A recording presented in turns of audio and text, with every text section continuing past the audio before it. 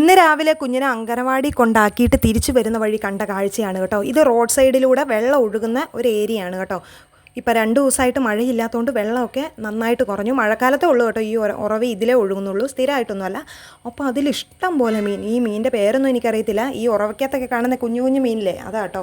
ഇതേ ഒരു മീൻ ഞാൻ ഓർത്ത് ഇത് ചത്ത് കിടക്കുമായിരിക്കും എന്ന് ഓർത്തുകൊണ്ട് ഞാനിതിനെ തൊട്ട് നോക്കിയിട്ടൊന്നും ഒരു അനക്കവും ഇല്ല. ഞാൻ എന്നിട്ട് ഒരു കമ്പും കൊണ്ട് അതിനെ ചെറുതായിട്ടൊന്ന് തൊട്ട് നോക്കിയപ്പോൾ ഇത് ഭയങ്കര ഫാസ്റ്റിൽ പോകുന്നു. കാരണം നമ്മുടെ അടുത്തുനിന്ന് രക്ഷപ്പെടാൻ വേണ്ടി ഇത് അനങ്ങാതെ അവിടെ കിടന്നതാണ്.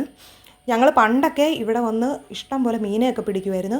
കാരണം വെള്ളം, അതായത് മഴക്കാലത്ത് ഇവിടെ നല്ല വെള്ളമാണ്, റോഡിലൊക്കെ നല്ല വെള്ളം വരും.